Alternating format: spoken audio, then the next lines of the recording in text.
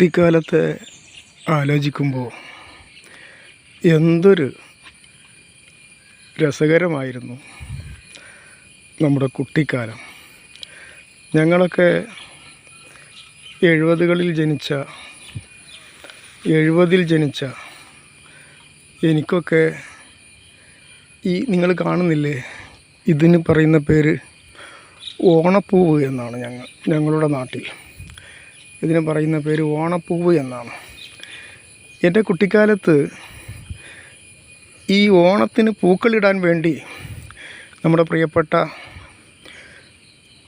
നമ്മുടെ ഹൈന്ദവ വീടുകളിൽ ഓണം ആഘോഷിക്കാൻ വേണ്ടി എല്ലാവരും ഓണം ആഘോഷിക്കണം, അതല്ല ഞാൻ ഉദ്ദേശിക്കുന്നത്.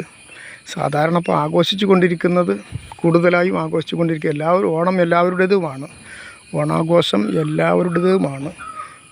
എന്നാലും പൊതുവെ പറയുകയാണെങ്കിൽ കൂടുതലായി അത് ആനന്ദിക്കുന്നത്, ആഘോഷിക്കുന്നത് നമ്മുടെ പ്രിയപ്പെട്ട ഹൈന്ദവ സഹോദരന്മാരാണ്.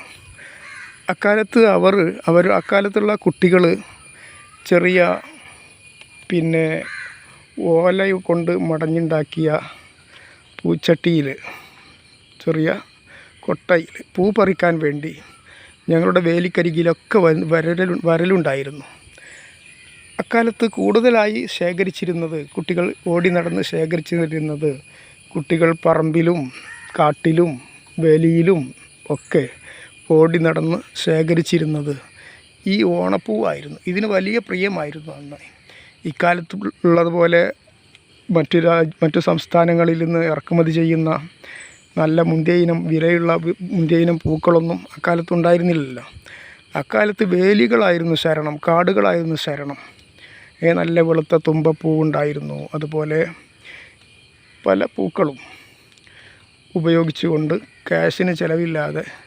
അന്ന് കൂടുതൽ ക്യാഷിന് ചിലവില്ലാതെ ഓണം ആഘോഷിച്ചിരുന്നു. നിങ്ങൾ കാണുന്നില്ലേ, ഇത് സാധാരണ നമ്മുടെ നാട്ടിലൊക്കെ കണ്ടുവരുന്ന ഒരു പൂവാണിത്. ഇതിന് ഞങ്ങളെ ലോക്കൽ ഭാഷയിൽ ഓണപ്പൂവ് എന്ന് പറയും. മനസ്സിലായോ? ഇത് ഓണപ്പൂവ് എന്നതിന് പേര് പറയാൻ കാരണം ഓണത്തിൻ്റെ വരവ് അറിയിച്ചുകൊണ്ടാണ്. ആ സമയമാകുമ്പോഴാണ് ഈ പൂക്കൾ വിടരുന്നത്. ഒരുപാടുണ്ട്, കണ്ടില്ലേ ഇവിടെയൊക്കെ.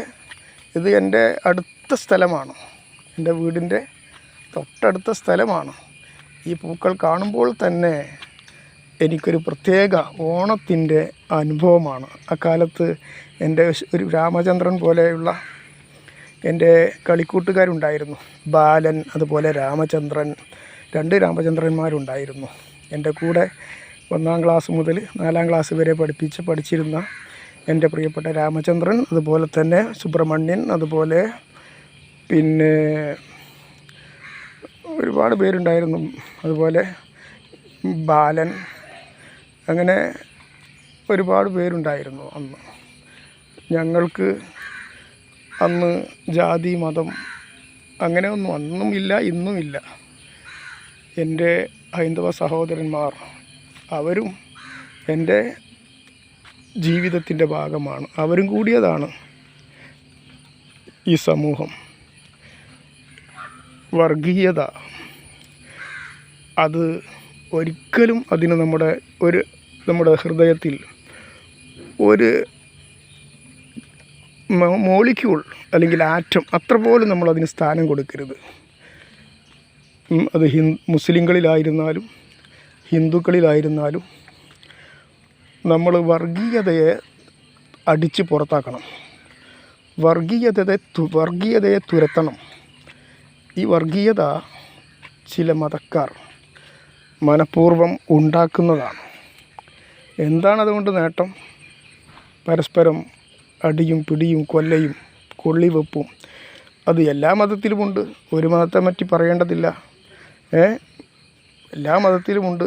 തീവ്രമായിട്ട് ചിന്തിക്കുന്നവർ ഞങ്ങളെ മതം മാത്രമാണ് ഇവിടെ വളരേണ്ടത്, മതം മാത്രമേ ഇവിടെ നിലനിന്നാൽ മതി, അങ്ങനെയുള്ള ദുഷിച്ച ചിന്തകൾ. അത് ഒരിക്കലും എൻ്റെ കുട്ടികൾ അങ്ങനെ ഒരു ചിന്തയുള്ളവരാകരുത്. അത് നിങ്ങൾ ഏത് മതത്തിൽ വിശ്വസിക്കുന്നവരാണെങ്കിലും, നിങ്ങൾ ഏത് മതക്കാരാണെങ്കിലും ഒരിക്കലും എൻ്റെ മതം മാത്രം മതി, ഇവിടെ മറ്റുള്ള മതക്കാരൊന്നും വേണ്ട എന്ന ചിന്ത ദുഷിച്ച ചിന്തയാണ്. ഒരിക്കലും പ്രവാചകൻ പഠിപ്പിച്ചതോ അല്ലെങ്കിൽ മറ്റു നമ്മുടെ ഭാരത സംസ്കാരത്തിലെ പുരാതന ഗ്രന്ഥങ്ങളിലോ അതുപോലെയുള്ള മഹാന്മാരായ ഹിന്ദു മതത്തിലെ മഹാന്മാരായ ആളുകളോ ആരും അങ്ങനെ പഠിപ്പിച്ചിട്ടില്ല. അതൊക്കെ മനുഷ്യൻ അവൻ്റെ ദുഷിച്ച ചിന്തയിൽ നിന്ന് ഉടലെടുത്തതാണ്. നമ്മുടെ കേരളത്തിൽ ഞാൻ മുമ്പും ഒരു വീഡിയോ ചെയ്തിട്ടുണ്ട്. നമ്മളൊക്കെ കേരളത്തിൽ ജനിച്ചത് നമ്മുടെ വലിയ ഭാഗ്യമാണ്. എന്തുകൊണ്ടാണ് വലിയ ഭാഗ്യമെന്ന് ഞാൻ പറയാൻ കാരണം, നമ്മുടെ ഈ കേരളത്തിൽ നമ്മൾ എത്ര സൗഹാർദ്ദപരമായിട്ടാണ് ജീവിക്കുന്നത്. ഇവിടെ നമുക്കൊരു പ്രശ്നം വരുമ്പോൾ നമ്മൾ മതം, ജാതി, രാഷ്ട്രീയം, ഭാഷ ഇതൊന്നും നമ്മൾ നോക്കുന്നില്ലല്ലോ. നമ്മളും അപ്പോൾ മലയാളി എന്ന ഒറ്റക്കെട്ടിലാണ് നമ്മൾ പ്രവർത്തിക്കുക. ഒരു ദുരന്തമുണ്ടാകുമ്പോൾ, ഒരു പ്രകൃതി ദുരന്തമുണ്ടാകുമ്പോൾ പ്രത്യേകിച്ചും നമ്മളൊരിക്കലും അവൻ മറ്റു മതക്കാരനാണ്, അവൻ എൻ്റെ മതമല്ല, അവനെ രക്ഷിക്കണ്ട, ഇവൻ എൻ്റെ മതമാണ്, ഇവൻ ആദ്യം രക്ഷിക്കാം എന്ന ചിന്ത നമുക്കില്ല. നമ്മൾ കേരളത്തിൽ ജനിച്ചത് ഒരു ഭാഗ്യമായി വേണം കുട്ടികളെ നമ്മൾ കരുതാൻ. കാരണം ഇവിടെ ഒരു ഹിന്ദുവിനെ ആക്രമിച്ചാൽ മുസ്ലിം നോക്കി നിൽക്കുകയില്ല. എൻ്റെ മലപ്പുറം അതിന് പേര് കേട്ട ജില്ലയാണ്. മലപ്പുറത്തെ സ്നേഹം എന്നത് ഫേമസാണ്. തിരൂർ വെറ്റില, അതുപോലെ പാലക്കാടൻ മട്ടരി, ഇങ്ങനെ അതുപോലെ മലബാർ പെപ്പർ, അതുപോലെ കുറ്റിയാട്ടൂർ മാംഗോ, ഇങ്ങനെ ജിയോഗ്രഫിക്കൽ ഇൻഡിക്കേഷൻ ടാഗ് കരസ്ഥമാക്കിയ ചില ഇനങ്ങളുടെ പേരുകളാണ് ഞാൻ പറഞ്ഞത്. അതുപോലെ ഞങ്ങളുടെ മലപ്പുറം ജില്ല പ്രത്യേകം ഫേമസാണ് ഈ സൗഹാർദ്ദത്തിൻ്റെ കാര്യത്തിൽ, പരസ്പരം സഹായിക്കുന്നതിൻ്റെ കാര്യത്തിൽ. ഇവിടെ ഒരു യഥാർത്ഥ മുസ്ലിം കരയും, ഒരു ഹിന്ദുവിന് എന്തെങ്കിലും വിഷമം നേരിടുമ്പോൾ അവൻ്റെ മനസ്സും വേദനിക്കും. അതാണ് മലപ്പുറം. അതുപോലെ ഒരു ഹൈന്ദവ സഹോദരന് എന്തെങ്കിലും വിഷമം നേരിടുമ്പോൾ മലപ്പുറത്തെ ഹിന്ദുവിൻ്റെ മനസ്സ് വേദനിക്കും. സംസാരിക്കാൻ കിട്ടുന്നില്ല, സങ്കടം വരുന്നു. നമുക്ക് അടുത്തൊരു വീഡിയോയിൽ കാണാം. എല്ലാവരും സബ്സ്ക്രൈബ് ചെയ്യണം, ലൈക്ക് ചെയ്യണം, കമൻറ്റ് ചെയ്യണം. നിങ്ങളെ കൂട്ടുകാർക്കൊക്കെ നമ്മുടെ ലിങ്ക് ഷെയർ ചെയ്ത് കൊടുക്കണം. കാരണം നിങ്ങൾ അതൊക്കെ ചെയ്യുമ്പോൾ അതൊരു നന്മയായി മാറുന്നു. എന്തുകൊണ്ട്? ഞാനൊരിക്കലും ഈ യൂട്യൂബ് ചാനൽ, ചെള്ളപ്പറമ്പൻ മീഡിയ എന്ന യൂട്യൂബ് ചാനൽ ഇപ്പോൾ ആരംഭിച്ചിരിക്കുന്നത് എൻ്റെ കുട്ടികൾക്ക് വേണ്ടിയാണ്, മക്കളായ എൻ്റെ സ്കൂളിലെ മക്കളായ നിങ്ങൾക്ക് വേണ്ടിയാണ്. യൂട്യൂബിൽ നിന്ന് എന്തെങ്കിലും വരുമാനം കിട്ടുകയാണെങ്കിൽ അത് ഞാൻ ചെലവഴിക്കുന്നത് ഈ സ്കൂളിൽ പഠിച്ചു പോയതുമായ കുട്ടികൾക്ക് വേണ്ടിയാണ്. പ്രത്യേകിച്ച് പാവപ്പെട്ട കുട്ടികൾക്ക് വേണ്ടി, അവരെ പഠിപ്പിക്കാൻ പ്രയാസപ്പെടുന്ന രക്ഷിതാക്കൾക്ക് അവരൊക്കെ സഹായിക്കാൻ വേണ്ടിയാണ്. അല്ലാതെ ഈ വീഡിയോ ഇടുന്നത് ഇതിന് ഭാവിയിൽ വരുമാനം കിട്ടുകയാണെങ്കിൽ അതൊരിക്കലും ഞാൻ എടുക്കുകയില്ല. എനിക്ക് നല്ല ശമ്പളമുള്ള ജോലിയുണ്ട്, മനസ്സിലായില്ലേ? അപ്പോൾ എനിക്കതിൻ്റെ ആവശ്യമില്ല. ഇതിൽ നിന്ന് കിട്ടുന്ന വരുമാനം ഞാൻ തീർച്ചയായിട്ടും എൻ്റെ സ്കൂളിലെ പ്രിയപ്പെട്ട എൻ്റെ സ്വന്തം മക്കളാണ് നിങ്ങൾ. സ്കൂളിലെ മക്കൾ എൻ്റെ സ്വന്തം മക്കളാണ് അവർ എല്ലാവരും. അത് അരുണാണെങ്കിലും അഷ്റഫാണെങ്കിലും അനന്തുവാണെങ്കിലും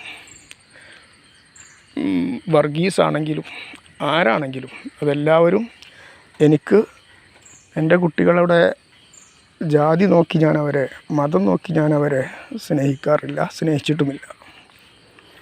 തീർച്ചയായും അവർ എൻ്റെ മക്കളാണ് എന്ന രൂപത്തിലാണ് ഞാൻ അവരെ പഠിപ്പിക്കുന്നതും സ്നേഹിക്കുന്നതും. അതുകൊണ്ടാണ് ഞാൻ പറഞ്ഞത്, എൻ്റെ മക്കൾക്ക് വേണ്ടിയുള്ളതാണ് യൂട്യൂബിൽ നിന്ന് കിട്ടുന്ന വരുമാനം. അതുകൊണ്ട് നിങ്ങൾക്ക് ഇത് സബ്സ്ക്രൈബ് ചെയ്യുന്ന സമയത്ത് നിങ്ങൾക്ക് നന്മയാണ് നിങ്ങൾ ചെയ്യുന്നത്, ഒരു വലിയ നന്മയാണ് നിങ്ങൾ ചെയ്യുന്നത്.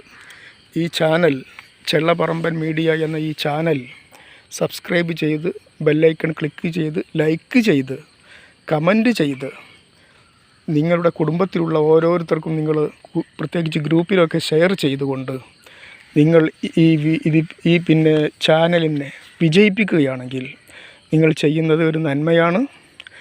നിങ്ങൾക്കും അതിൻ്റെ നന്മയുടെ അംശം നിങ്ങൾക്കും ലഭിക്കും.